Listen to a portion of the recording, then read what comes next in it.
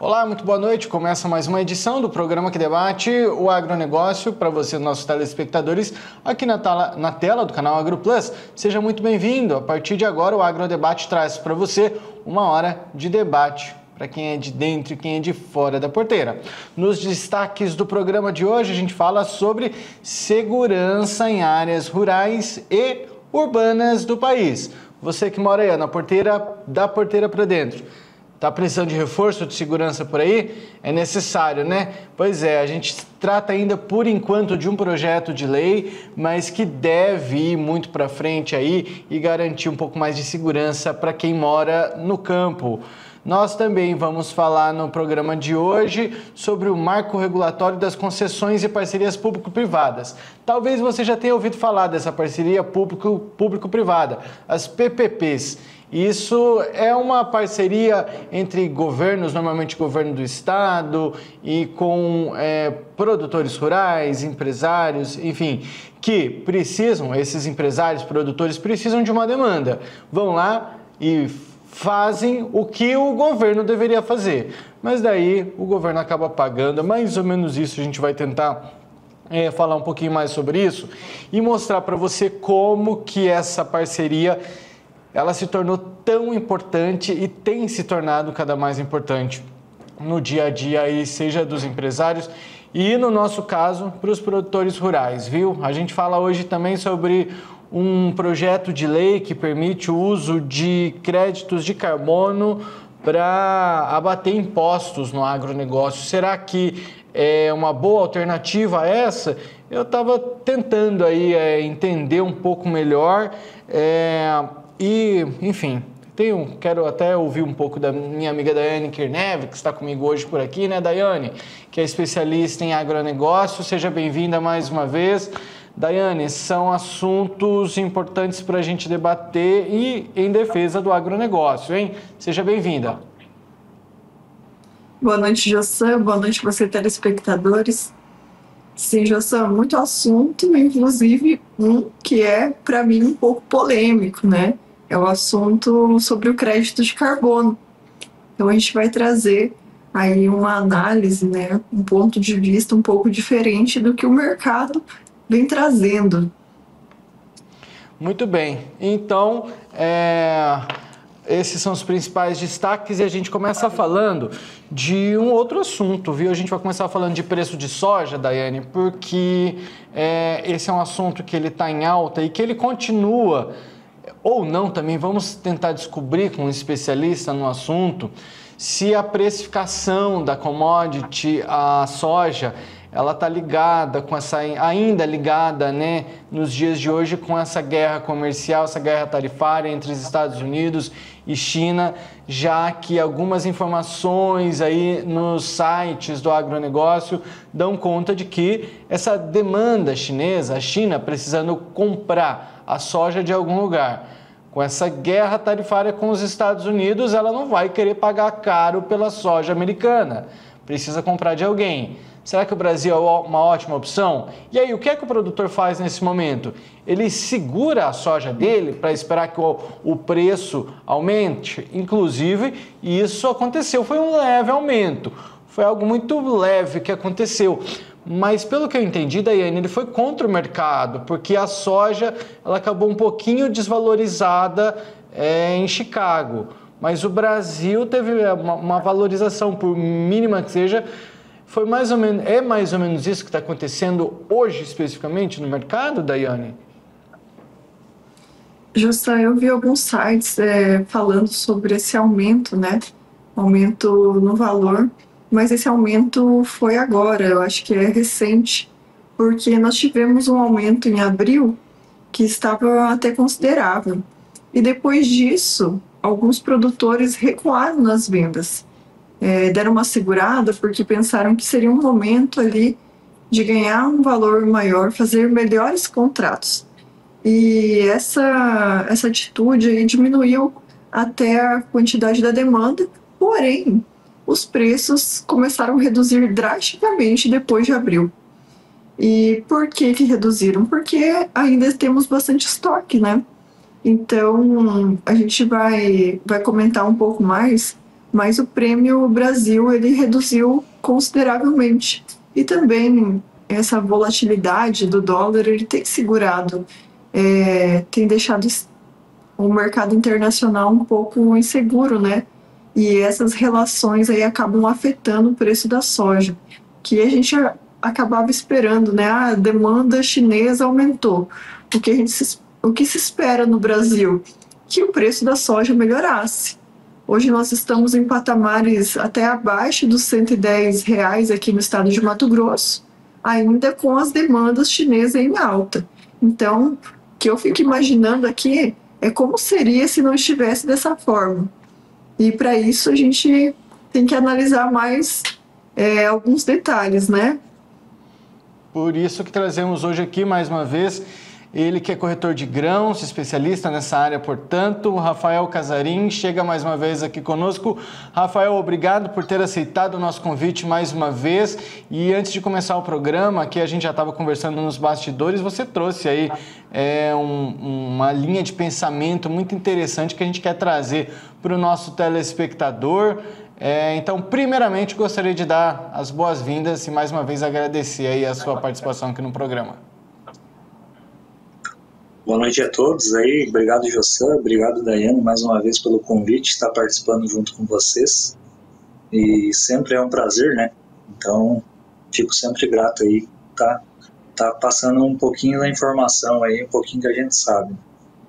Tem muito ponto de vista interessante que eu quero que você compartilhe com o nosso telespectador por aqui. O debate hoje vai ser bom. Faço o convite para os nossos telespectadores. Vamos debater o agronegócio?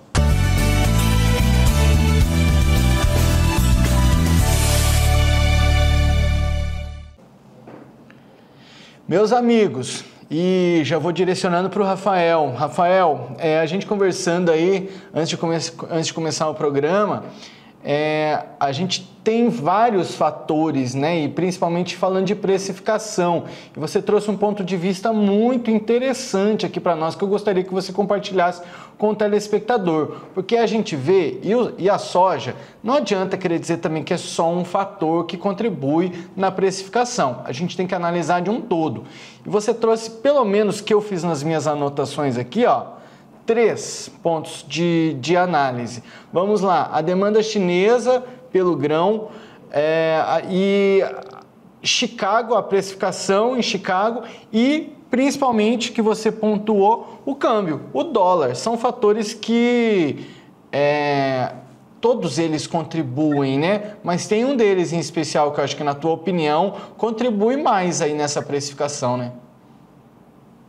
Sim. É justo, né, José Daiane, que o contexto do preço da soja, a precificação, ela é demandada assim por essa junção, né, Chicago, prêmio e também câmbio, né, e a demanda também do comprador, né, para quem vai esse produto, né, que nem a soja agora. A relação, que nem a Daiane trouxe muito bem ali, principalmente o Brasil produziu muita soja, se esperava uma precificação melhor do que está, mas essa questão de ter muito produto aí acaba perdendo preço. Então a China teve momentos que comprou um pouquinho melhor dentro do mês aí de abril para suprir seus estoques lá e depois tirou o pé. E aí o que manteve mais a questão que eu levo em consideração é o câmbio, o dólar, né?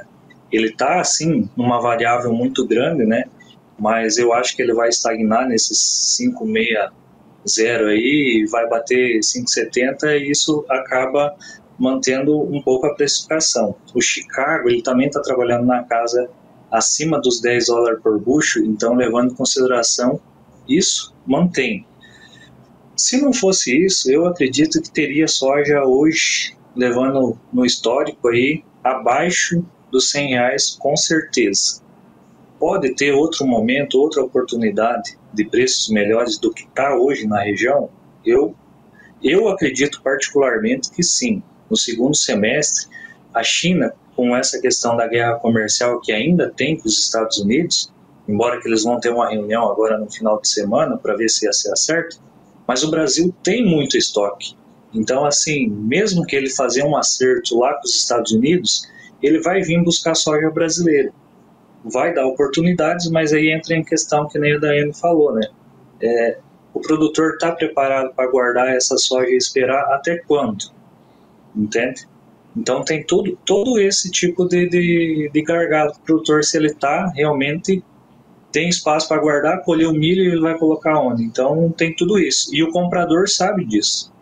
Infelizmente o comprador sabe que ele pode vir e comprar o soja mais barato, porque o produtor, dizendo no linguajar, ele tem que se livrar do soja para colocar o milho nesse espaço que está o soja armazenado. Então, infelizmente, ele sabe desse problema no Brasil.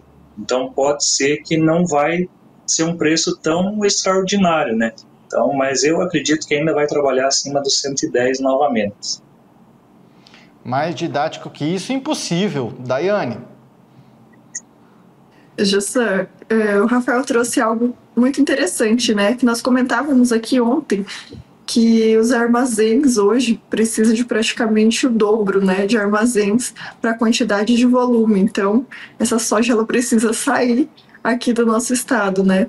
Mas nós estávamos operando, e eu até estava esperando que o preço até reagisse, Rafael, sendo sincera, com essa demanda chinesa, porque até o fim da safra, que é o momento ali que tem uma grande quantidade de volume ali de soja, nós estávamos operando ali a 115, até dia 28 de abril os valores estavam até mais altos, né? E depois disso, nós tivemos uma queda, ali já dia 29 de abril já acabou esses preços. Abaixaram, chegaram a níveis ali para baixo de 110. E qual que foi o fator preponderante para que esses preços abaixassem tanto? E também gostaria de saber, você falou ali no segundo semestre que vai melhorar, no começo do segundo semestre, mais para frente, o que a gente pode esperar aí de valorização dessa soja? Certo. Tá. Primeira pergunta ali, que tu falou que o mês de abril veio precificando muito bem, e eu também fiquei até surpreso, e quando pegou, engatou a marcha ali, foi a 115, 116, eu achei que também já ia pegar carona e ia chegar rápido no 120. Mas o que aconteceu? É volume limitado, né? Então o comprador veio de fora e comprou 3 milhões de toneladas. Esse era o volume para eles fazer. Quem participou dessa oportunidade, participou. Quem não participou, não teve, vamos dizer assim, não teve benefício. E às vezes, com a leitura do mercado, a falta dessa informação, o produtor se apegou somente no preço. E por conta que o Brasil tem muito volume, que nem tu falou, a China viu isso, ela precisava desse estoque para manter, um exemplo, 2, 3 meses os estoques dela lá, ela veio e buscou isso. Porque o chinês, pelo que eu leio, ele não gosta de gastar dinheiro à toa. Então, assim, ele é bem regrado. Ele vem e compra o que ele precisa, daqui a pouco na estratégia ele vê novamente, ele vai lá e compra de novo e vai fazendo enchendo a caixinha dele, que nem a gente fala. Então tem tudo isso daí. A questão da valorização do soja no segundo semestre é justamente isso. O chinês ele precisa encher a caixinha de novo, fazer os volumes deles para estoque até começar a colheita de novo lá nos Estados Unidos e aqui no Brasil. Então, essa guerra comercial que tem entre China e Estados Unidos vai demandar se eles vão comprar soja dos Estados Unidos ou vai vir buscar o soja brasileiro antes da colheita do soja lá dos Estados Unidos. Então, isso aí vai demandar muito. Por isso que eu falo, sempre ficar engatilhado nessas oportunidades do segundo semestre, mas quem tem e pode segurar esse soja, certo? Porque a logística nesse prazo de retirada, que as trades estão vindo mostrando, é retirada tudo julho, agosto. Aí quem tem capacidade de segurar vai ganhar dinheiro, entende? Eu vejo isso. Inclusive, Rafael, quando a gente fala de preço e falando até de quantidade, você deixou muito bem deixou claro aí muito bem, inclusive, que se tem condições, segura. Daqui a pouco você vende mais caro, mas daqui a pouco também você vai precisar de espaço para o milho. E você trouxe inclusive um paradoxo aqui para a gente. E para que fique mais claro para o nosso telespectador, vamos falar dessas ideias aí, ó. Quanto mais o produtor produzir, digamos que o produtor ele aumente a sua produção, só que a precificação da soja, ela está muito ligada também à quantidade. Se você tem mais quantidade, o preço da saca ela reduz. Então, às vezes, será que compensa aumentar a área produtiva? Depende também, o produtor ele tem que estar com a calculadora na mão 24 horas por dia para que ele entenda se eu vou aumentar minha área plantada, então eu vou aumentar meus custos. Mas no final das contas, eu vou ter mais, ou o Estado, ou o Brasil vai ter mais quantidade, então o preço da saca vai diminuir. E às vezes no final das contas vai sair elas por elas. Sim, eu concordo contigo, porque hoje, o outro ponto que eu também junto nisso que tu falou, a carga tributária brasileira é muito grande, então às vezes você ter outra cultura alternativa, um exemplo que eu vou trazer só, não sei se pode ou não, mas eu vou trazer, é o FETAB. No soja é descontado R$ 3,09 por saca, certo? E se a gente fazer uma comparação com o preço do milho, é só um exemplo, no milho é descontado hoje em torno, quem cobra o FETAB, que é para exportação, milho exportação, é em torno de 60, 70, 80 centavos, aí, mais ou menos, certo? Aí, se o milho bater R$60, é só um exemplo, entende? Não está R$60, mas se ele bater R$60, produzindo 120 sacos por hectare e o soja produzindo 70 de média, compensa você plantar milho na carga tributária, entendeu? E tanto na precificação também. Então isso é um grande problema. Um exemplo, vai produzir 90 sacos por hectare, tu vai pagar muito mais imposto na tua comercialização, você vai ficar refém dos royalties, que nem muitos produtores tiveram refém esse ano e não tinham crédito.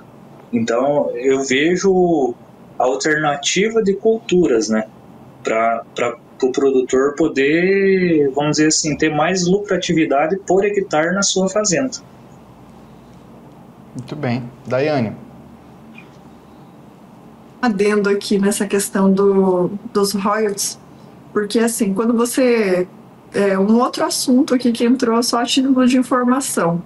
Quando você compra uma semente de soja que ela tem essa tecnologia intacta, ou tecnologia que tem os royalties que você precisa pagar, ou você paga na compra, né, da semente, e daí já te garante um crédito na hora da venda, ou você paga no final, lá quando você vai vender a sua produção, 7% sobre a quantidade bruta. É um valor muito significativo, né? Aí o que acontece, Jossan? Este ano nós tivemos um fenômeno de produtividade maior. Quando você compra a semente, eles fazem um cálculo médio lá de aproximadamente 60 sacas de média por hectare. Aí quando o produtor colhe mais, esse saldo falta às vezes de crédito. Falta lá o crédito. Vamos supor, ele tem 60 sacos por hectare de crédito e ele colheu 80, aí temos um déficit de 20 sacas. Mas existe a possibilidade, existe um programa que é o Conexão Biotech, que a Bayer tem, que você pode fazer também um pedido para aumentar essa quantidade. Você demonstrando lá, conforme o seu relatório de entregas, você faz um pedido de aumento de crédito também, para o produtor saber dessa informação e não ficar sem crédito, porque nós já passamos por isso também, essa situação. Esses créditos, eles são importantes, afinal de contas, eles quem garantem que o preço não fique menor ainda, afinal, são 7% na hora da venda se eu não tiver esses créditos. Se eu for vender e não tiver o crédito na minha conta, eu tenho que pagar do saldo final, então a conta fica muito mais cara. Então, o produtor fique atento. E outra situação, esses créditos que eu compro nesse ano expiram em janeiro do ano que vem, final de janeiro. E se você tiver, por exemplo, no seu armazém os grãos armazenados e você não vendeu de um ano para o outro, de uma safra para o outro, você pode pedir que seja prorrogado esse crédito, mas você só pode prorrogar eles até janeiro. Se você perder o prazo, também você não consegue prorrogar e você acaba pagando lá no final. Eu acho que é uma questão de utilidade pública isso, porque eu já vi muitos produtores que acabaram perdendo, aí depois, no final das contas, ainda descontam mais 7% dele. Então, é um ano aí para a gente ficar atento e que a gente não aprenda só com os erros, né? A gente tem que aprender também com o conhecimento. A gente já passou por algumas situações, alguns colegas também já me noticiaram isso de ter que pagar depois porque não cuidaram do crédito, tinham grãos no armazém, não fizeram o pedido. Voltando à questão da soja. Rafael, nós conversamos sobre grãos de soja hoje, e eu falei algo para você que eu achei bem interessante. Nós temos uma preocupação, se a gente fizer um gráfico dos últimos 10 anos, né, de valorização da soja, nós não temos praticamente nada de valorização. Nós tivemos só em 2022, que foi um período de Covid excepcional, que houve um aumento de preços, que eu sinceramente acho que deveria ter se mantido. Afinal de contas, todas as coisas sobem. Se a gente for ver, combustível já subiu significativamente, as máquinas, os equipamentos agrícolas, eles mais do que dobraram os preços. E depois que teve esse aumento dos equipamentos agrícolas, eles não voltam atrás, né? Eles podem até reduzir um pouquinho, mas dificilmente voltam atrás. E não acompanha essa precificação. Hoje, um custo médio de uma fazenda é muito alto. E a gente vê sempre a soja aí nesses mesmos patamares. E o que a gente sabe é que hoje só está nesse patamar de 110, que eu considero particularmente muito baixo, porque existe uma demanda e uma guerra tarifária. Senão, ele estaria pior ainda, Rafael. É isso que você acha? Eu concordo contigo que sim, né? Porque, como tu falou, hoje tu vai levar em consideração aí a lucratividade, a margem do produtor rural nesses preços praticamente fica no 0 a 0, né?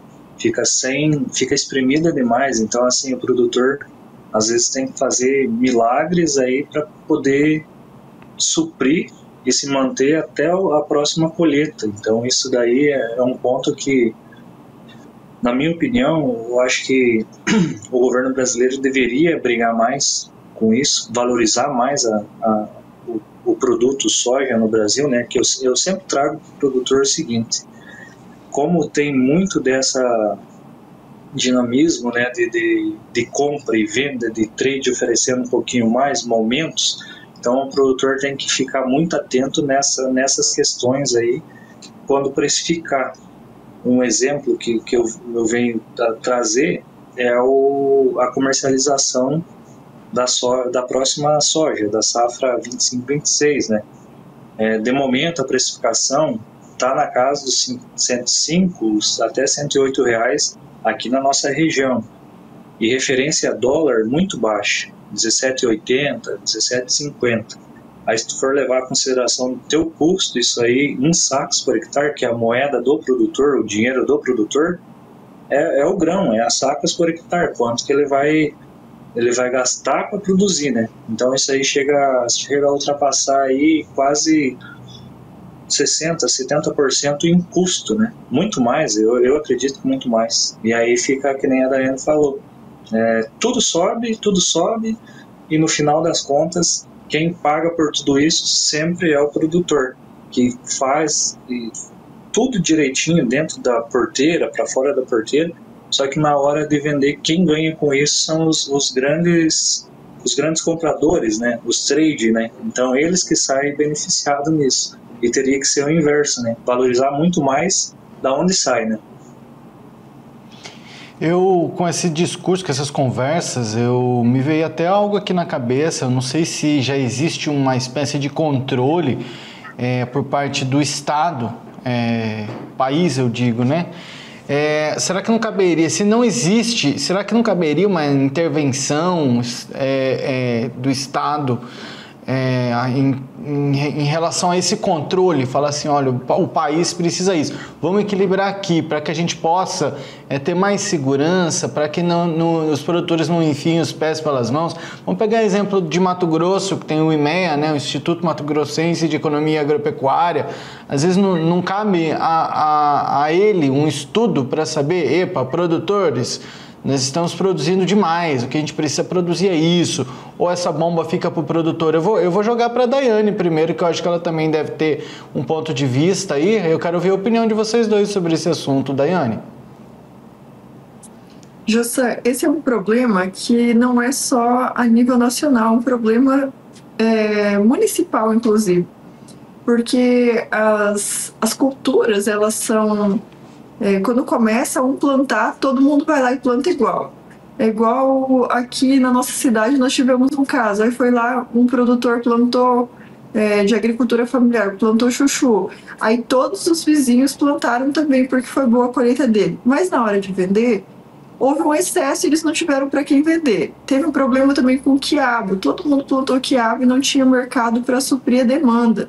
Então, no nosso país também. A gente fala... que tem essa dificuldade de troca de cultura, porque a gente já conhece aquela cultura, você já tem um conhecimento técnico, você já está acostumado, você já tem o equipamento para colher, e muitas vezes existem essa dificuldade de trocar de cultura, né, na minha opinião. Principalmente porque, às vezes, uma cultura nova pode não dar certo, então a soja ali, pelo menos ele já conhece, já sabe... que tem uma produtividade média ali, dá pouco lucro, mas dá, né? Então, você arriscar toda uma produção é algo que a gente até compreende com relação ao produtor rural. E também existem algumas outras culturas que são muito mais arriscadas, muito mais caras, né? A cultura do algodão, por exemplo, a gente sabe, conversamos aqui com o produtor há alguns dias atrás, e ele trouxe a informação de que não dá para errar no algodão, né? Porque muitas vezes a gente tem um problema com a soja, mas a gente consegue reverter. Com o algodão, dificilmente, né? Muitas vezes até comprometeria a própria área do produtor para pagar esses custos. Então, eu entendo que é necessário esse estudo pelo IMEA, por outros órgãos. A gente tem tantos agentes, né, que são de pesquisas e desenvolvimento para o nosso país, mas um estudo bem efetivo que leve ao produtor do início ao fim, né? Para quem qual cultura que ele vai plantar, qual que é a rentabilidade, para quem que ele vai vender, qual que é o mercado de venda, porque tem todo esse dinamismo, né? A soja já temos compradores, a gente vende facilmente, é só falar que a gente já está vendendo. Agora, uma outra cultura teria que ter um comprador mais específico, tem que ter essa demanda também, para o produtor não ir lá só e plantar chuchu e não ter para quem vender. Aí ficaria uma situação bem mais complicada do que já está com a soja.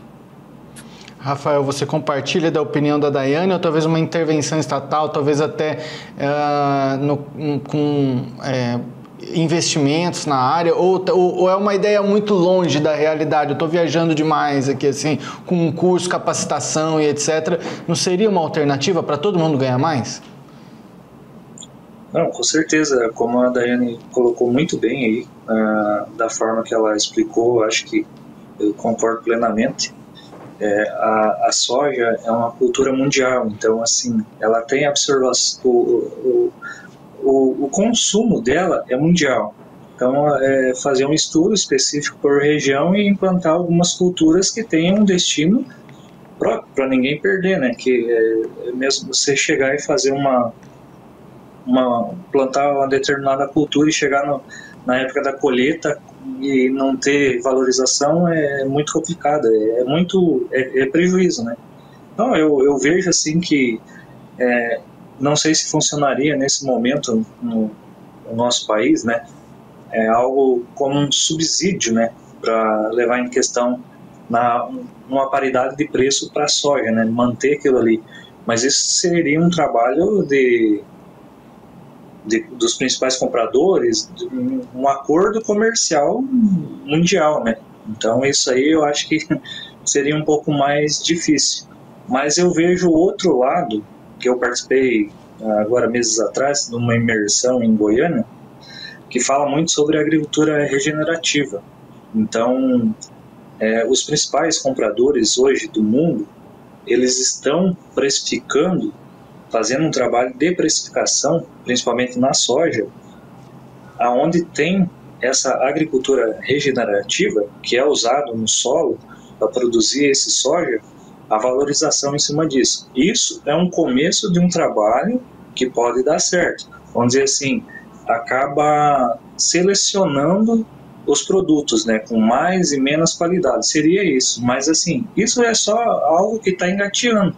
Mas, assim, a valorização que esses produtores em Goiás, Goiânia ali, naquela região já tem fazendas que participam desse projeto, chegam a ganhar até R$6 a R$7 a mais na valorização na sua comercialização.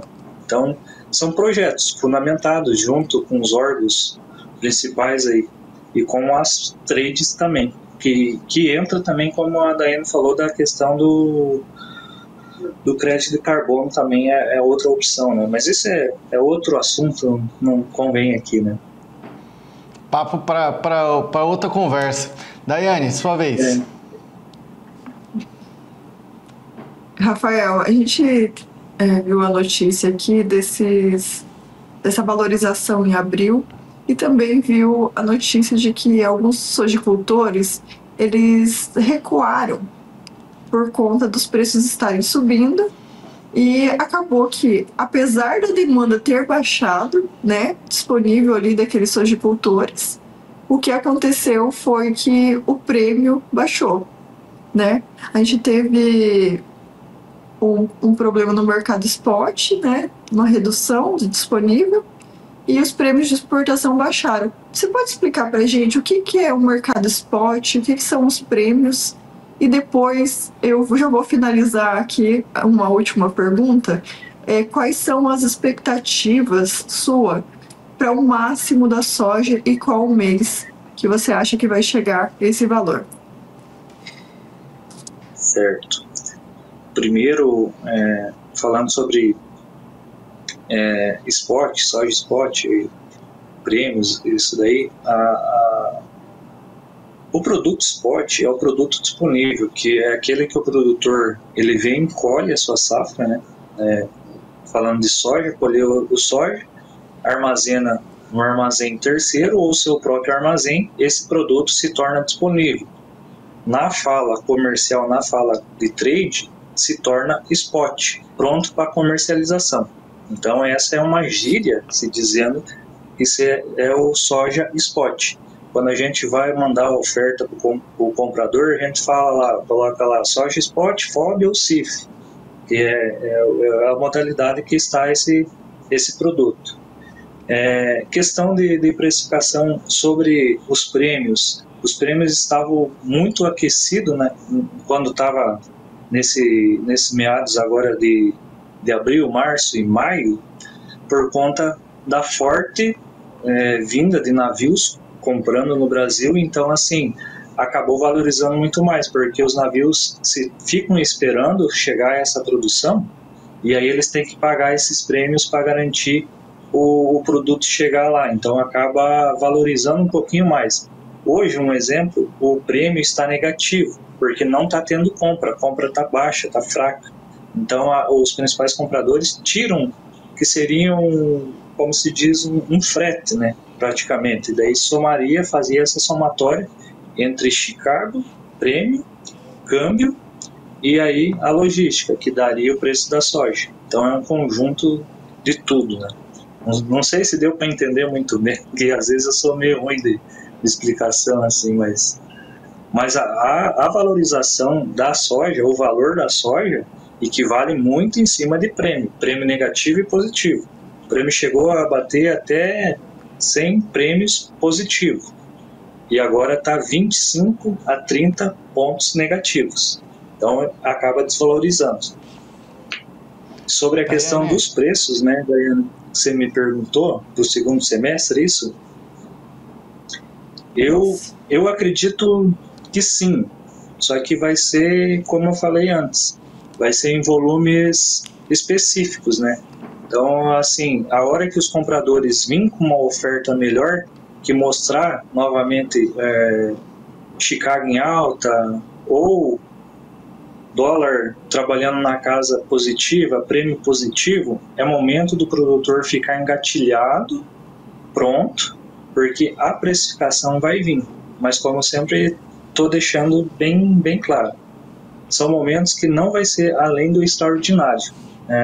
Produtores esperando aí que num curto prazo, que eu digo até agosto, acima dos 120, eu não concordo, mas eu vejo acima dos 115, 117, nessa linha até R$ 120, ou 110 aí trabalhando tranquilo, na nossa região isso, né?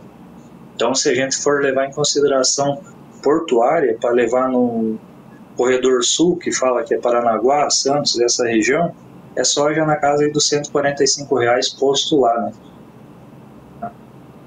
Muito bem. Daiane, eu acho que explicou muito bem, hein?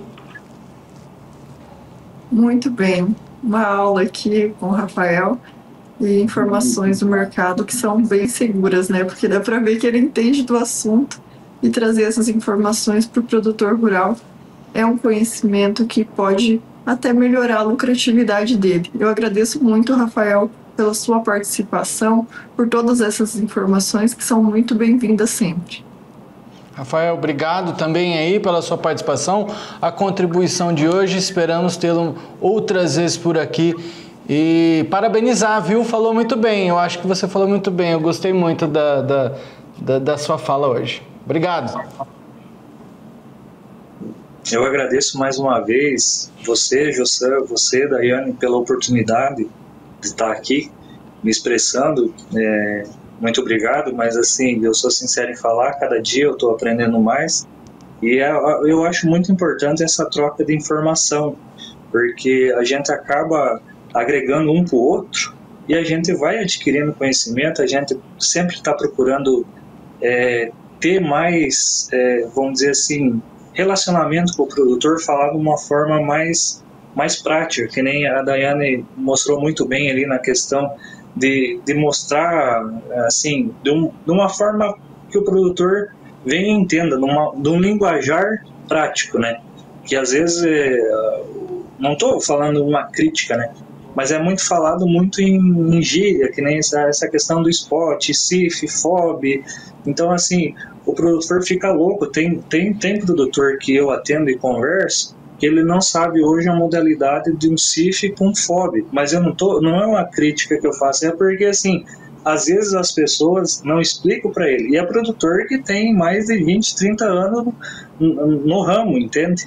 E aí quando você fala para ele, ele falou assim, meu Deus, mas não sabia que era isso, entende? Ele fica surpreso porque era uma coisa tão simples, né?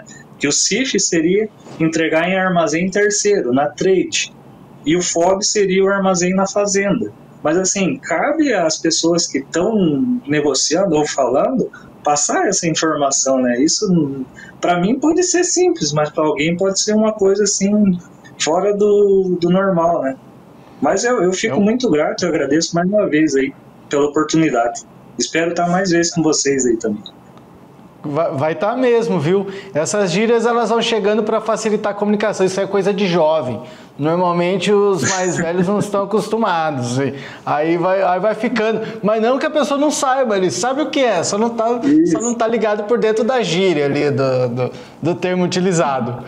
Obrigado mais uma vez, Rafael. Um grande abraço para você. Até uma próxima oportunidade. Daiane. Obrigado a você. Valeu. Nós continuamos por aqui, Daiane. E no próximo bloco, a gente vai falar de um assunto muito importante, insegurança na área rural. Será que precisa? Será? Com certeza, né?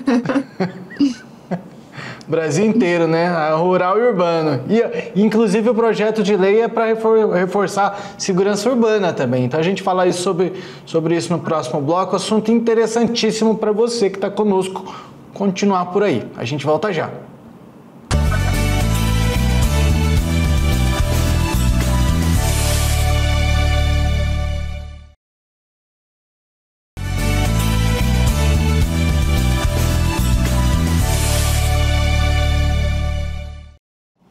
O Agrodebate desta quinta-feira está de volta. Obrigado a você que continua conosco.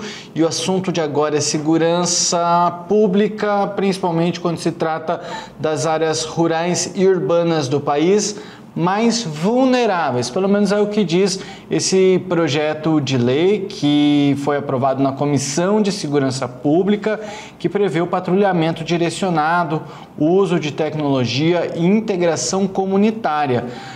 Esse projeto de lei, ele estabelece medidas eficazes de combate ao crime organizado e fortalece a atuação dos órgãos de segurança pública com atenção especial a áreas urbanas e rurais vulneráveis. Vamos tentar entender um pouco melhor sobre isso? Daiane Kirnev, especialista em agronegócio. Daiane, para mim, esse termo vulneráveis foi o que é a peça-chave desse projeto de lei, porque ele mostra que nós estamos em busca de detectar problemas. Eu acho que, inclusive, a intenção é essa. Vamos detectar onde que está o problema para que a gente possa atuar. E quando a gente fala de vulnerável, eu acho que muitas vezes a gente está atrelado à fome, alguma coisa assim. Mas nesse caso a gente não está falando disso. A gente está falando de encontrar um problema para solucionar ele. Na tua cabeça também é disso que a gente está falando?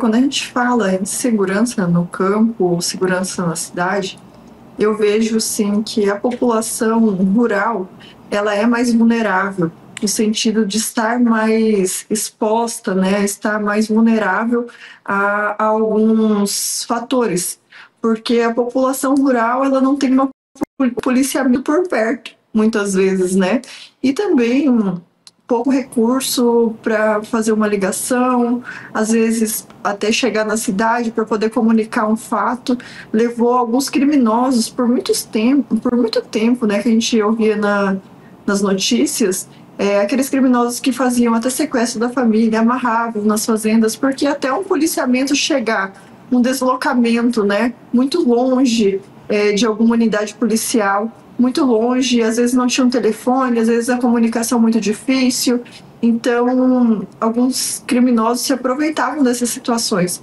E também pelo fato, né, do campo às vezes ter alguns equipamentos que são mais valiosos, carros e falta de monitoramento. Agora a gente até tem visto o patrulhas rural da Polícia Militar, né, alguns carros que são destinados a isso. Isso tem melhorado muito a segurança no campo, porque quando a gente vê a polícia passando, a criminalidade ela dá uma segurada ali, né? Porque tem polícia na área, né, Jussan? É isso aí. Essa iniciativa ela foi embasada em dados do Anuário Brasileiro de Segurança Pública do IBGE, Daiane, que apontam que entre 2019 e 2021, cerca de 60% das localidades com maiores taxas de homicídios estavam situadas em áreas rurais, que é um alerta para necessidade urgente aí, portanto, dessas políticas específicas para esses territórios, não é não? E olha só, segundo o relator desse projeto, a adoção de medidas como patrulhamento direcionado e a instalação de guaritas já demonstrou até bons resultados em estados como São Paulo, Minas Gerais e Paraná, que é o que você estava falando. A presença da polícia já gera aí um medo, né? A polícia está na área. Então, nesses locais, o uso de tecnologias como drones, que eu pessoalmente já vi como que o uso de drones junto com das forças de segurança pública traz, inclusive, uma agilidade na apuração das informações, em encontrar criminosos, enfim. O drone, hoje em dia, está presente aí para todo lado. Então, são medidas que buscam aí melhorar e, inclusive, a participação da sociedade, né? Respondendo como que pode... aonde que seriam necessárias essas atuações das forças de segurança. Então, a gente espera que de fato se torne uma lei. Essa proposta ela segue para análise da Comissão de Finanças e Tributação da Câmara, mas ainda tem chão. Mas a gente já vê um bom retorno aí com esse projeto ganhando força. Daiane. Exatamente, é uma necessidade pública, né? Você vê números que, inclusive, eu achei assim até extravagantes, né? O número de violência no campo é muito alto, o número de roubos ainda, que são agentes que têm um modus operandi um pouco mais violento, né? Deixando essas pessoas do campo muito desassistidas muitas vezes. O que a gente tem visto é que a tecnologia ela tem auxiliado na segurança do campo, né? Com drones, com internet. Agora a gente tem visto que melhorou essa situação, até porque câmeras de segurança são instaladas muitas vezes com o uso da internet, e essa destinação agora viabilizando, né, um maior atendimento à população rural que antes era bem desassistida. Muito bem. O investimento é necessário para a área. Os campeiros, se é que podemos chamar assim, as pessoas que vivem no campo aí, clamam por essa atenção, por segurança pública, assim como todo o país. Daiane, esse bloco foi rapidinho, hein? A gente vai fazer o nosso último intervalo comercial e no próximo bloco a gente volta para falar de outro projeto de lei que permite o uso de crédito de carbono para abater impostos no agronegócio. Estou curioso para ouvir tua opinião. O intervalo é rápido, a gente volta já.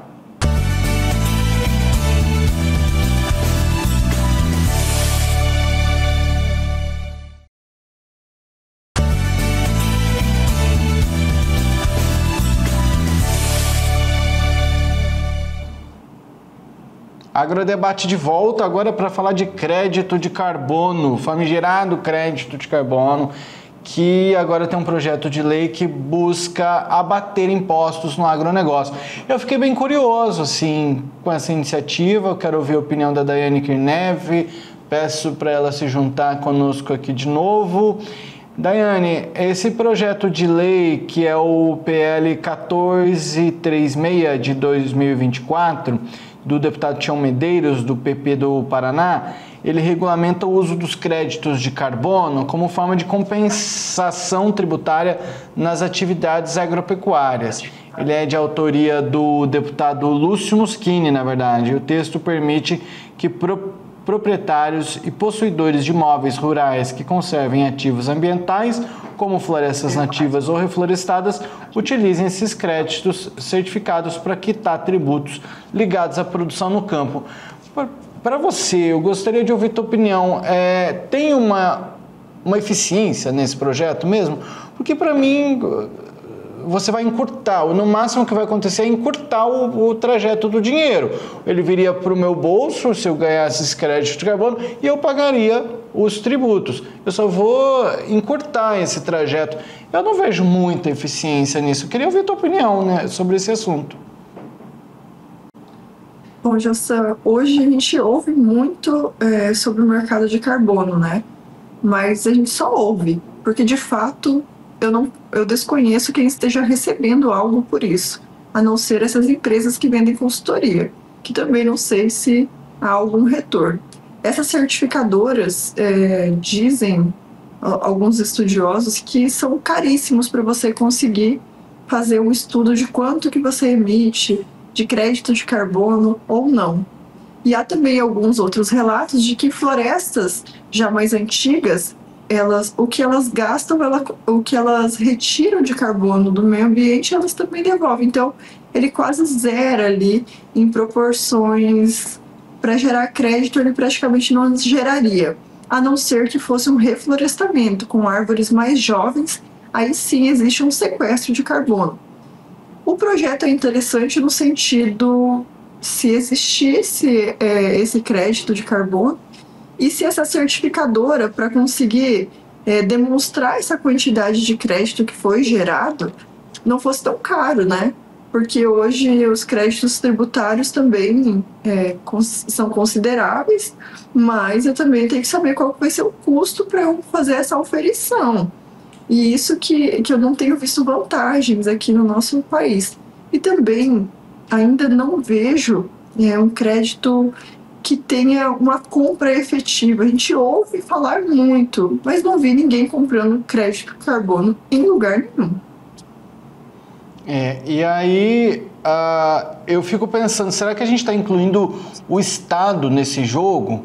Eu estava me perguntando, porque a gente está querendo trazer o Brasil para jogo. Falar assim, Brasil, interfira. Será que é mais ou menos isso que os deputados querem, o autor do projeto, com o relator e tudo mais, será que a intenção seria essa, de fazer com que o Brasil, de alguma maneira, contribua também para que se torne uma obrigação do país em trazer, em buscar esses créditos aí?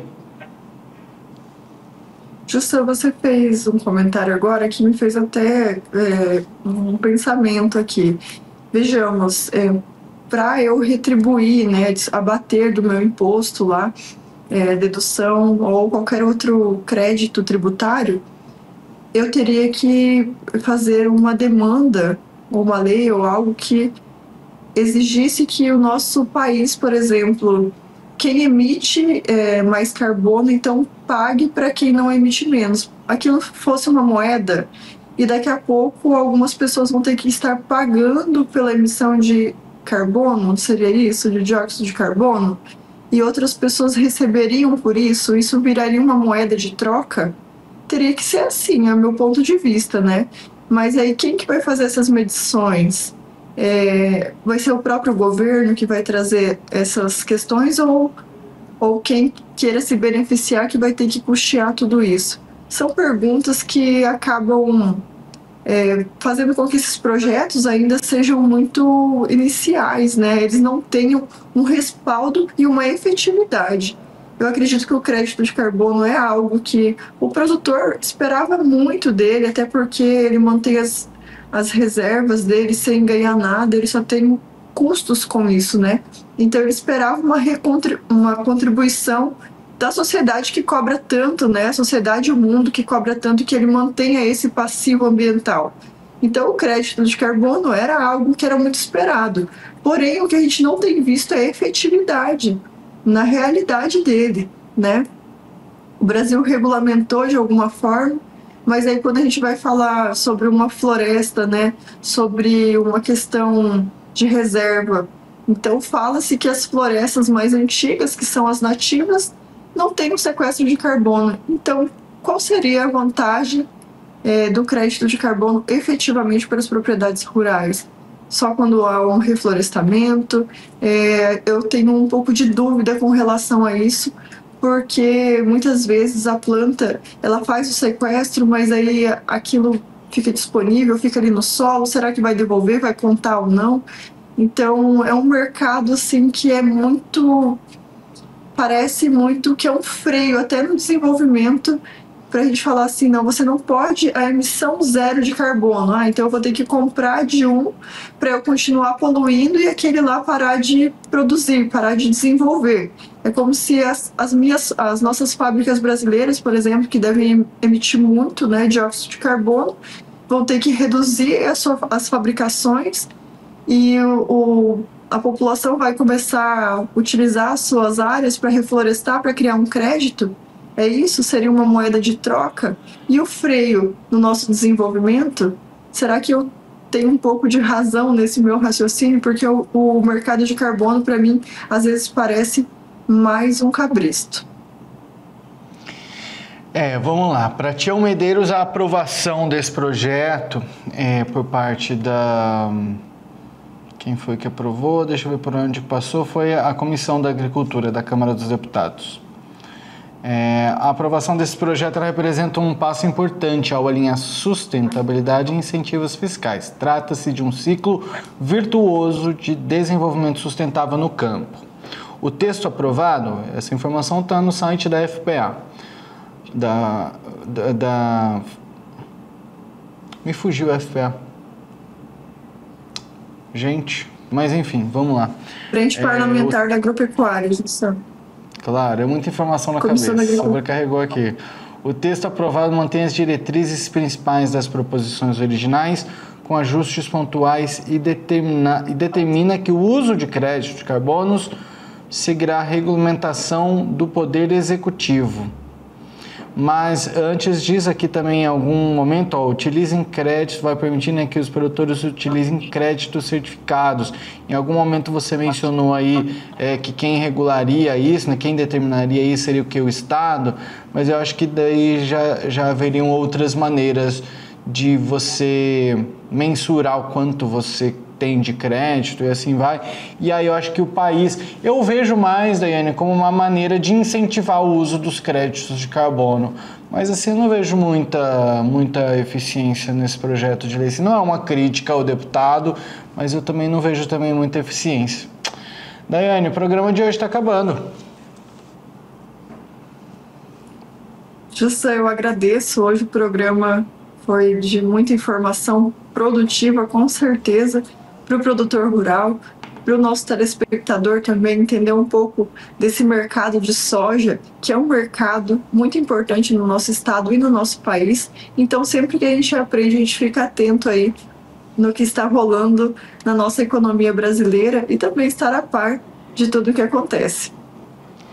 Daiane, a gente ficou devendo para o nosso telespectador falar das PPPs, vou trazer essa pauta amanhã para nós aqui, e também ainda outros assuntos também que a gente está segurando aí, que as conversas estão tão boas que tem pautas que estão ficando para trás, mas a gente vai trazer por aqui. Obrigado por hoje, minha amiga, uma boa noite para você. Obrigada, Jassan, obrigada a você, telespectador, que nos acompanha sempre. Um grande beijo. E um beijo para minha Lavínia, para o meu Pietro e até mais. Valeu! A você, nosso telespectador, obrigado pela sua companhia. Amanhã tem mais. Boa noite. Tchau!